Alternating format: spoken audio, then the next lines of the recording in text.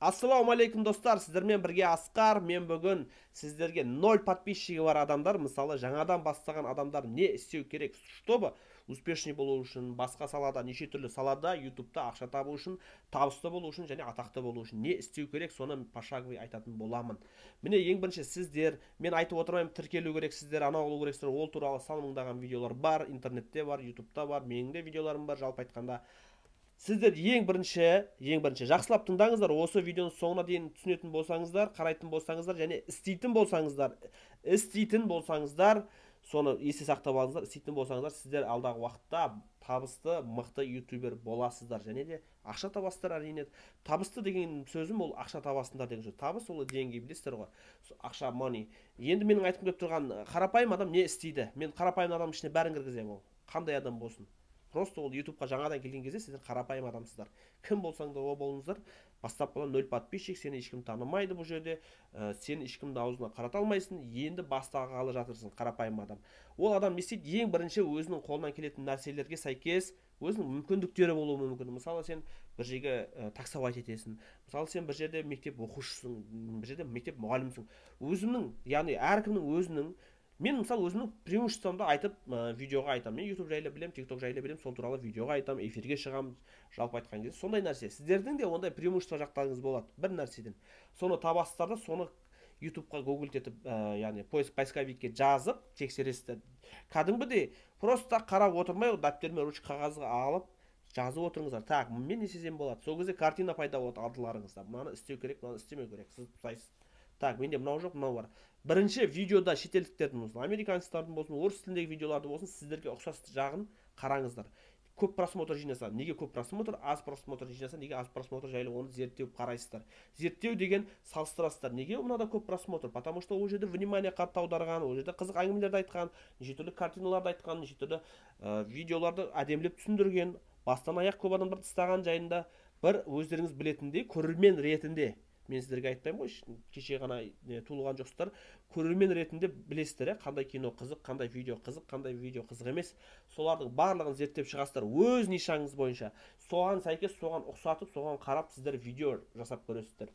Шамаларыңыз келгенше. Мен айтпаймын тек мынау камера алу керек, жарық алу керек, iPhone 14 алу керек, 13 алу керек. Жалпы шамаларыңыз келгенше. Бәріміздің қалдамызда телефон бар, дұрыс па? Сол телефонды жақсылыққа пайдаланып, еңбекке пайдаланып, ақшаға пайдаланып бастайтын уақыттарыңыз келді, жүре бермей. Азаннан кешке шейін TikTok'ты қарап отыра бермей қояйық да. Сөйтіп сіздер зерттейсіздер, конкуренттерді зерттейсіздер деген сөз бұл. Олардың просмотрлары, олардың каналы қандай. Соны қарап шыққаннан кейін барып, уже сіздер видео түсіресіздер, соған ұқсатып. Шамаңыз келгенше ұқсатып жасаңыздар. Мен айтпаймын, тура сондай болып шықпайды, идеал болмайды. Олардікінде енді сырт көзге қарағанда идеал сияқты болып көрінеді, дұрыс па? Сіздерге біреудің видеосы, біреудің каналы, біреудің сөйлегендері керемет болып көрінеді. Бірақ сіздер ондай істей алмайсыздар. Әрине алдағы уақытта мен түсінікті, соған ұқсатып жасайсыздар. Соған ұқсатып шамаларыңыз келгенше жасаңыздар. Жасау мақсат, жасайсыздар. Енді одан кейін каналды ашасыздар, енді оны білесіздер. Каналды ашқан кезде оны обложканы тура сондай қылып жасайсыздар. Заголовокты соған ұқсатып жасайсыздар. Жалпы айтқан кезде адам сондай бір нәрсеге қарап, өздігінен қосып, араластырып жасап үйрену керек. Мен айтпаймын бұл өйстіп жасау бір творчествоның шығармашылық или гений болу үшін, гений болу керек деп. Жоқ, простой қарапайым адам мен сияқты. Қарапайым адамдар да істейді. Мен де гений болған жоқпын, мен де жаңағыдай білгіш или там отличник болған жоқпын, дипломым бар, без диплом. Жоқ. Ондай емес. Мен қарапайым адаммын. Мен де сіздер сияқты адам. Просто так мен қарадым, жасадым. Нәтижесінде менде результаттар көбейе бастады. Бірінші рет жасаған кезде біреудің затын қарап, кішкене әлсіздеу болады. Келесі екінші рет қайталап жасайсың, сол сияқты тағы бір нәрсені алып. Ол кезде уже сіз дами бересіз. Алдыңғыдан жақсы. Az значит процесс бар деген сөз. Кешегіден бүгінгі жақсы, бүгінгіден ертең жақсы болады деген сөз. Сол сияқты сіздер алып жасап көресіздер. Проблемалардың барлығы өздеріңізде. Сіздер жасамайсыздар, просто так көп көресіздер.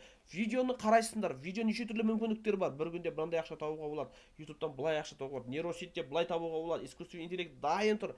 Вообще мен еш нәрсе айта алмаймын, бар ғой. Неге жасамайсыздар? Көптеген адамдар жасайды. Асқар аға, Асеке айтып жатыр, мен бүйтіп жатырмын, жасай алмай жатыр. Неге мынандай болып қалды, мынандай? Мен түсінемін, бір маңызды, күшті нәрселерді сұраған дұрыс. Бір қарасаң, сол туралы видеода айтып кетемін. Не видеода айтылған, андай жерде айтқан істедің ба десем, жоқ, просто көріп шықтым дейді. Онда молодецсіз. Просто көріп шыққан адамнан ешқашанда ютубер шықпайды, ешқашанда ол адам ақша таба алмайды. Просто так көріп шыққан болсаңыздар. Просто так көріп шығу артынан істі талап етеді.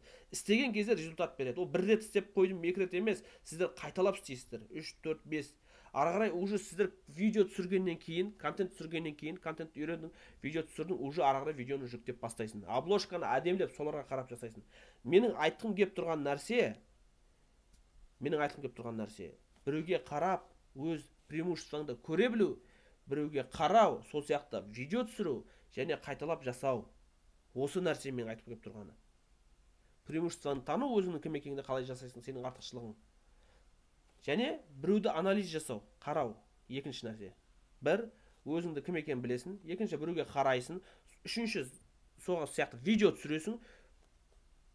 Түсіргеннен кейін төртінші, ол заголовкын жасайсың, превьюін жасайсың, соған қарап жасайсың. Мен өздерінен ойлап табыңдар, сіздер ойлап табғанда істей алмайсыздар бәріңіз көбіңіз. Көп адамдар істеп таба алмайды ойынан картина жоқ ойларында. Ол мен айтпаймын, кез келген адам творчестволық адам, бірақ кез келген адам қарап көріп істей алады. 100% адам дені сау болса, қарап көзі болса, құлағы болса, есі дұрыс болса, ол адам қанша жаста болса да көріп бір нәрсені істейді. Кішкентай баланың өзі біреуге пародия жасайды, мысалы, әкесіне, шешесіне, атасына, әжесіне, дұрыс па? Сол сияқты сіздер де сол біреуге бір нәрсені қарада, пародия сияқты деп айтасың ғой, бизнесті көшірді, өздігіңнен қоста. Басында идеал шықпайды, сіздер ойланбай-ақ қойыңыздар, мен келіспей қалды. Қой, мынау менікі ұят, ананікін қарашы, конкретті. Ол адам сізде бірінші рет істегенін істеді деп ойлап отырсыздар ма? Жоқ, талай істеді ол адам. Может, ол да біреуден қарап отқан шығар. Бәрі бір-бірінен алу, это нормально. Естеріңізге сақтаңыздар. Біреуден қарап бір нәрсе жасау ол нормально. Мен үнемі айтамын. Адамдар, мен сияқты канал ашып, неге істемейсіңдер? Мен айтқан сөзімді айта беріңдерші деп айтамын. Мен рұқсат беріп жатырмын деп жатырмын. Осылай видеоны қойыңыздар, осылай мен тақырыпты алыңыздар, мен сөзімді жазып алып қайталап шығып үйреніңіздер. Зато ертең сіздер бұл процесс үйрену үшін сөйтіп сіздер ғана дамисыздар. Bir kursta aldım, 1 milyon tengеге bir kursta aldım, 1 milyon tenge kurs aldım, оқып бітірдім, бір айдан кейін ешқандай результат жоқ. Ана оңбаған, ол алдап сатта алаяқ балаяқ. Мәселе сен істей алмай жатсың. Сенде болып тұр ол аурудың барлығы, сенде. Емдел сен. Диагнозыңды қой. Менде неге жүрмейді? Диагнозды қоясың. Потому что мен жалқаумын. Жалқаулықпен күрес. Мен ананы неге қайталап істемеймін? Потому что мен тағы жалқаумын. Мен мынаны неге істемеймін? Мен қорқамын, мен ұяламын. Мәселенің бәрі сіздерде болып тұр. Пошаговый деп отқаным сол. Сіздер міне 4 нәрсені айтып отырмын сіздерге. Осы 4 нәрсені істейтін болсаңыздар, сіздер табысты ютубер боласыздар. Ақшаның өзі ақ келеді сіздерге. Адамдар сіздерге ұсынады, менімен жұмыс істеші, мен саған ақша төлеймін деп, уже сіздерге ұсыныс тастайды. Келіңіздерші біздің компанияға, біздерге үйрет, біздің қыздарға үйрет, біздің жігіттерге үйрет, сен саған сөйле, мен сағатына 5000 теңгені. Контент жасауды үйренесіздер. Ютубты ғана үйреніп қоймай, контент жасауды ғана да үйренесіздер, достар. Көрдіңіздер ма? Менің айтқым келіп тұрған нәрсесі қайталап, қорытындылап айтайын. Міне, бірінші өзіңнің кім екенін білесің, преимущество. Сен мысалы қалалық жерде тұрасың, қалалық әдемі кадрлар түсіресің, Арбатқа барасың. Неше түрлі преимущество көп. Әке-шешең мысалы видео түсіріп әкеліп бересің, видео түсіріп бер дейсің мысалы. Или өзің видео түсіресің, не важно. Бір сенің мүмкіндігің басқалардан қарағанда сенде бір мүмкіндік бар, дұрыс па? Басқалардан артық мүмкіндігің болады. Соны пайдалан, біл да, содан кейін сен сол сияқты адамдарды іздеп көр ютубтан. Одан кейін іздегеннен кейін соны әдемілеп өзің түсіріп көр, соған қарап. Соған қарап түсіресің да, мен керемет түсіріп жатырмын дейсің да, жайлап бола береді. Ең жаманы осы жерде тоқтап қаласыздар. Ойбай, мен өйтіп қалдым, ана түрім қисық болып кетті. Ана жерде дұрыс сөйлей алмай қалыппын, ана жерде жүтеліп қойыппын, ана жерде ақ деп қойыппын, бұқ деп қойыппын деп. Жоқ. Сен соны шығаршы, істеген затыңды шығаршы видеоға. Шығармасаң істемейсің сен, өйткені жасадың видеоны, салуың керексің сен. Bir видеоны қарап шықты, түрім кесіп қалып, шашым мына жер мынандай болып кетті, ана жер білен арттағы анау не қылып тұр, ана ұят не, мына видео қарасаң, ана видео болмайтын видео болып шығады. Сосын бір түсіресің, екі түсіресің, сосын адам да айтады ғой, өз-өзіне, қой, болмайды екен, осы менен қолымнан келмейді екен көрдім. Жоқ, сен бірінші идеал болмаса да сал сол видеоны. Салай бер видеоны қайта-қайта. Ешкім көрмесе де салай бер. Нәтижесінде саған Аллах тағала көмектесіп, кәдімгідей өзің ісіңе сәйкес дұрыс істеп жатқандықтан саған көмектеседі да, сіз алдыға жылжисыңдар солай. Солай жылжисыңдар. Сосын рекке түсесіздер, рекке түскеннен уже жылжып бастап блогер бола бастайсыздар. Маған біреу көмектесті деп ойлайсыздар ма осындай видео түсіргенге, осындай канал ашқанға? Жоқ, ешкім көмектескен жоқ. Мен алдым салдым сөйлей беремін, или мен күшті сөйлейді деп туылғаннан сөйлеп туылды деп ойлайсыздар ма? О, мен міне ютубпен айналысыңдар деп тоқтамай сөйлейді деп. Жоқ, мен деген бірінші сыныпта даже до того әріпті жаттап білмеген адаммын. Өйтіп бір күні мұғалімнен таяқ жеген адаммын мен, сөйтіп ше, бала кезде әріпті жаттамай. До того әріп жаттай алмайтын болғанмын. Сөйтіп үйреніп сөйлеумен көсем боласың, сөйлеу шешен боласың деп қазақ айтады. Жалпы біз сіздерге айтып келген нәрсе сол бірінші преимуществоны білу, екінші конкуренттерді қарай білу, үшінші не істеу керек? Үшінші соны жасау, ешқандай әрбір кемшілігіне қарамастан жасап салу керек. Төртінші уже менің айтып отқан нәрсе соны дамыту, былай жалғасты болу, ары қарай жылжыту көріп отырсыздар. Жасап салдың видеоға. Одан кейін төртінші жаңағы заголовка дамыту дегеніміз заголовок деген тайтл аты, видеоның аты мен обложкасын қарау, анадан сол екі нәрсені мен төртіншіге қосып отырмын. Заголовок пен обложканы ана неге қарап, жаңа конкуренттерге қарап, содан жақсылап істеуге тырысу. Бәрі тырысу болып тұр да, қарап отырсаңызшы. Бір сөз айтатын едім мен сізге, тырысыңдаршы болды. Осы сөздің барлығының сөзі талпыныңдар, тырысыңдар. Осылай талпыныңдар. Енді көріп отырсыздар. Так, енді көріп отырсыздар, міне мен қаншадан бері айтып жатырмын. Айтпақшы, менде түнгі сағат 11-де TikTok болады. TikTokта эфир болады түнгі сағат 23:00 деп айтайын сіздерге. Астана уақытымен 23:00-де Асқар Нұров парақшасында TikTokта эфир болады. Сол жерде бірнеше сұрақтар болады, бірнеше нәрсені талқылаймыз.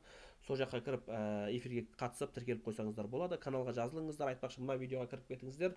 Сол видеоны қарап сіздер неше түрлі біраз пайдалар алатын боласыздар. Сіздермен бірге болған Асқар, арнаға жазылып лайк басып кетіңіздер. Сау болыңыздар.